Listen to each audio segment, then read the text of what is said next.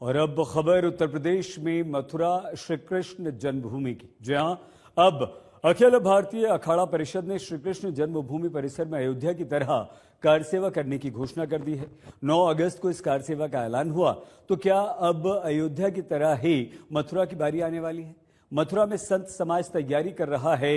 एक धक्का और दो जैसे नारों वाले पोस्टर छपवा लिए गए हैं। अब अयोध्या की कार सेवा का इतिहास ऐसा है कि मथुरा में कार सेवा के ऐलान भर ने राजनीति के कान खड़े कर दिए। आइए दिखाएं आपको, क्या ये 2027 के यूपी विधानसभा चुनाव में बीजेपी को माइलेज लेने की तैयारी है? अयोध्या के बाद श्री कृष्ण जन्मभूमि के लिए कार सेवा। 13 अखाड़ों ने शुरू की कार सेवा की तैयारी। सियासत भारी। चढ़ावा चोरी कांड पर गरजने वाले विपक्ष की काट मिल गई। अखिलेश के लिए सीएम योगी के चैलेंज का टाइम आ गया। 9 अगस्त को मथुरा में क्या क्या होने वाला है?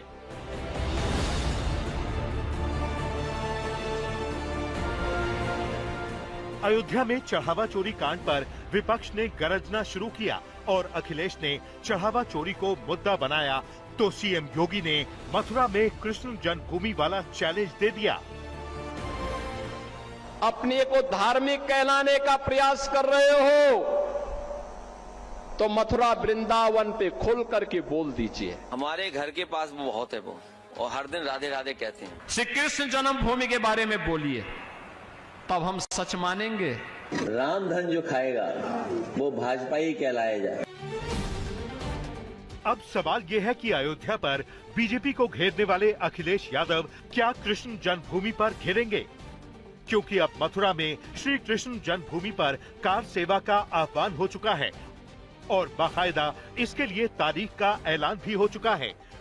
9 अगस्त को श्री कृष्ण जन्मभूमि के लिए कार सेवा का ऐलान किया गया है। सब संतों ने आह्वान किया है कि चलो मथुरा चलें, और हम सबका प्रयास है मथुरा चलेंगे और हमारा मंदिर वहाँ बनना है, उसको बना के रहेंगे। ये भी आस्था रखते हैं, सभी वहाँ पहुँचेंगे और सबकी एक ही डिमांड है कि हमारा मंदिर का निर्माण तुरंत हो जाए, क्योंकि अगर अभी नहीं फिर कभी नहीं। ये महंत रविंद्र पुरी की घोषणा है, उस अखाड़ा परिषद की घोषणा है जो देश के 50 लाख से अधिक साधु संतों, सन्यासियों और नागाओं की प्रतिनिधि संस्था है। 7 शैव उपासक संप्रदायों, 3 वैष्णव संप्रदायों और 3 उदासीन अखाड़ों के कुल 13 अखाड़ों की ओर से आह्वान है कि 9 अगस्त को मथुरा में कार सेवा होगी। भारत में 9 अगस्त क्रांति दिवस के रूप में मनाया जाता है और निश्चित रूप से अगर कृष्ण जन्मभूमि के लिए कोई क्रांति संतों के नेतृत्व में हो रही है तो सभी संतों को एकजुट होकर के उनका साथ देना चाहिए। हालांकि साधु संतों ने अभी रूपरेखा नहीं बताई है। इस कार सेवा के लिए जिन लाखों साधु संतों को मथुरा में बुलाया जा रहा है, उसमें क्या किया जाएगा? क्योंकि मथुरा में फिलहाल श्री कृष्ण जन्मभूमि पर मंदिर विराजमान है और पास की विवादित शाही ईदगाह मस्जिद में किसी तरह के निर्माण पर अदालत से रोक है। भाई 9 अगस्त को जो कार सेवा होनी है उसमें समस्त भारत के लोग, समस्त सनातन धर्म प्रेमी और समस्त भगवान श्री कृष्ण के भक्त लोग उसमें भाग लेंगे। जिस प्रकार भगवान श्री राम का मंदिर बना है उसी प्रकार भगवान श्री कृष्ण का भव्य और दिव्य मंदिर बना।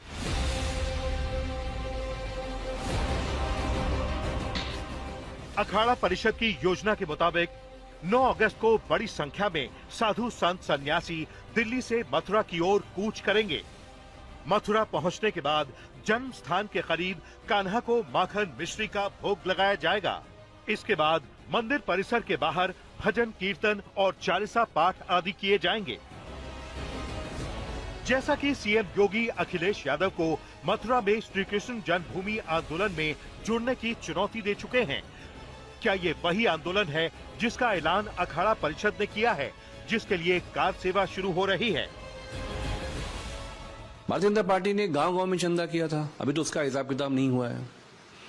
तो जहां जहां मथुरा का जो ये लोग नाम ले रहे हैं, सीधी सी बात है कि उसको भी सरकारी कब्जे की आहट के तौर पे देखा जाना चाहिए। हालांकि इस पूरी योजना को विश्व हिंदू परिषद ने अभी तक कोई समर्थन नहीं दिया है और अखाड़ा परिषद की ओर से किए गए इस आह्वान से वीएचपी ने दूरी बनाए रखी है।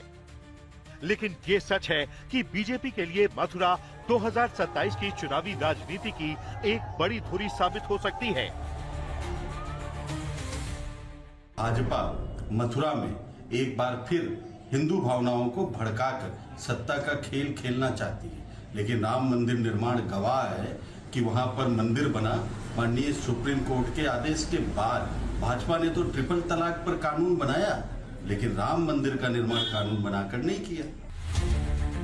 हालांकि ब्रज का इलाका बीजेपी के लिए सिर्फ धार्मिक और आध्यात्मिक नहीं, बल्कि विकास के स्केल पर भी अहम है। खुद सीएम योगी 38 बार मथुरा वृंदावन के दौरे पर जा चुके हैं। योगी कैबिनेट में 12 मंत्री सिर्फ ब्रज क्षेत्र से आते हैं। 2022 में ब्रज क्षेत्र में बीजेपी को 53 तो अखिलेश को सिर्फ 12 सीटें मिली थीं, जबकि 82 से 85% यादव वोट अखिलेश को ही मिले थे।